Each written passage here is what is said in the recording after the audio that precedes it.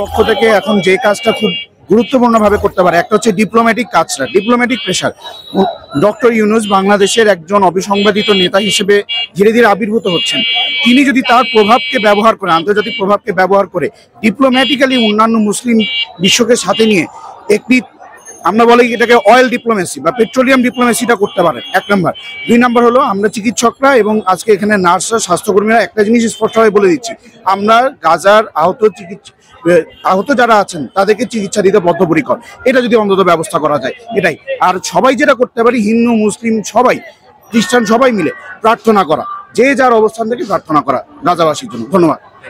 বাংলাদেশের পক্ষ থেকে বাংলাদেশ মনে করেন এখন তো ডক্টর ইউনূস সাহেব উনি আছে, উনি পুরো বিশ্বে উনি হচ্ছে অনেক পরিচিত মানুষ। উনি যদি চায় উনি বিশ্বের সাথে কথা বলতে পারে, উনি এই বিষয় নিয়ে আসলে মানবাধিকার ইউনাইটেড স্টেটে হচ্ছে কাজ করতে পারে, ইউনাইটেড নেশনের মধ্যে। তো বাংলাদেশের মানুষ আসলে হচ্ছে আমাদের মুসলিম কান্ট্রি, অনেক মুসলিম আছে তারা হচ্ছে চাচ্ছে যে গিয়ে ফিলিস্তিনে গিয়ে যুদ্ধ করতে। এটা এখন বাংলাদেশ থেকে যদি বলে যে হ্যাঁ তোমরা যাও, অবশ্যই ইনশাআল্লাহ এদের করা যাবে। আমরা যে হচ্ছে মেডিকেল পার্সন আছি, যারা হচ্ছে ডাক্তার বা মেডিকেল স্টুডেন্ট, তাদেরকে যদি দেওয়া হয় যে বিভিন্ন জায়গায় বাংলাদেশ থেকে পারমিশন দেওয়া হয় যে তাদেরকে ফিলিস্তিনের মানুষদেরকে সাহায্য করার জন্য ডাক্তাররা হচ্ছে চিকিৎসা দিবে, তো বাংলাদেশের মানুষ অবশ্যই যাবে।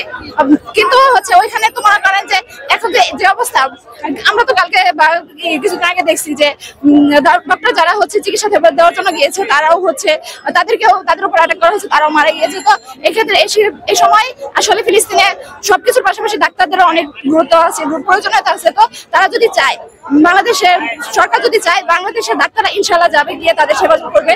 এখন সরাসরি যুদ্ধেও অংশগ্রহণ করতে পারে, যারা হচ্ছে বিভিন্নভাবে যুদ্ধে অংশগ্রহণ করা যায়, যারা হচ্ছে আর্মি আছে, পুলিশ আছে, তাদেরকে হচ্ছে যুদ্ধে একদম সরাসরি অংশগ্রহণ করার জন্য যেতে পারে। আর হচ্ছে ডাক্তাররা তাদের হচ্ছে চিকিৎসা দেওয়ার জন্য যেতে পারে।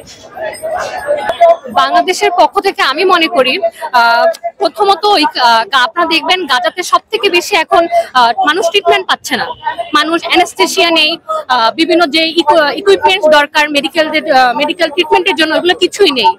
আমরা চেষ্টা করতে পারি ইউনূস স্যার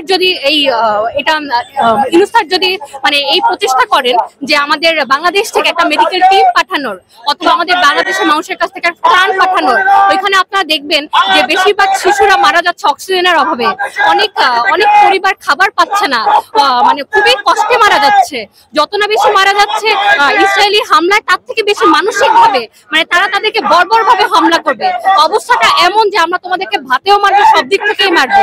আমরা চাই ইসরায়েলের হয়তো আমরা পারমাণবিক বোমার তৈরির দিক থেকে হয়তো বাংলাদেশ ওইভাবে আগানো নেই, কিন্তু বাংলাদেশের মানুষ যতটা মানবিক, বাংলাদেশের মানুষ যেভাবে মুসলিম ভাইদের পাশে এসে দাঁড়াতে প্রস্তুত হয়েছে, আমরা মনে করি আমরা চাইলেই তাদেরকে ত্রাণ পাঠাতে পারবো, আমরা চাইলে মেডিকেল একটা টিম পাঠাতে পারবো, যারা নিঃস্বার্থভাবে ওইখানে খেটে যাবে, ওইখানকার মানুষগুলোকে সেবা প্রদান করে যাবে। আমরা চাই বাংলাদেশ ক্ষুদ্র ক্ষুদ্র প্রচেষ্টার মাধ্যমে, ইসরায়েলি পণ্য বয়কটের মাধ্যমে যেইভাবে সম্ভব, আমরা হয়তো সরাসরি পারবো না, আমরা ইসরায়েলি পণ্য যত আছে সবগুলোকে বয়কট করে আমরা পুরো বিশ্বকে আমরা টনক নাড়াতে চাই যে না, আপনারা চাইলেই, আপনারা পারেন না কোন একটা মুসলিম বিশ্বের উপর হামলা করতে। আমরা চাইলেই হয়তো আমরা সরাসরি যুদ্ধে অংশগ্রহণ করছি না, কিন্তু এছাড়াও আমরা অন্যান্য আনুষঙ্গিক যতভাবে সম্ভব আমরা আওয়াজ তুলছি। পাঠাতে পারি। আসলে ফিলিস্তিনি মানুষ, মানে ফিলিস্তিনি যে বাচ্চা শিশু থেকে শুরু করে প্রত্যেকটা মানুষকে মানে ওখানকার চিকিৎসকরাও চিকিৎসা প্রদান করতে মানে তাদের হাত পা কাঁপছে। তারা এমন সিচুয়েশনে আছে, মানে সেকেন্ডে মিনিটে তাদের উপর গ্রেনেড হামলা, বোমা। হ্যাঁ, এটা আসলে তাদের মানে চিকিৎসার অতি প্রয়োজন। তারা যেই কয়জনই এখনো পর্যন্ত সার্ভাইভ করতেছে, তাদেরকে যেন আমরা আরো খাদ্য চিকিৎসা দিয়ে আমরা হেল্প করতে পারি, সেটাই আমাদের মূল ইচ্ছা। আর হচ্ছে বাংলাদেশ থেকে আমরা মানে যতটুকু সম্ভব যে তাদের পাশে দাঁড়ানোর, সেই কারণেই আজকে আমরা এখানে আসা, যেন আমরা তাদের পুরা বিশ্ববাসীর কাছে তুলে ধরতে পারি যে ফিলিস্তিনের বর্তমান অবস্থা। এবং আমরা চাই খুব দ্রুত ইসরায়েলের যেন পতন হয়, ইসরায়েল যেন এটার ভোগ করতে পারে। বাংলাদেশের পক্ষ থেকে আমি প্রধান উপদেষ্টাকে আহ্বান করতে চাই, জানাতে চাই যে আমাদের মেডিকেল সেক্টরের অনেক ডাক্তার, নার্স ভাইরা, তারপরে মেডিকেল শিক্ষার্থীরা, তারা চাই আমাদের যে ফিলিস্তিনের নিরীহ মুসলিম আছে তাদেরকে চিকিৎসা সেবা দিতে।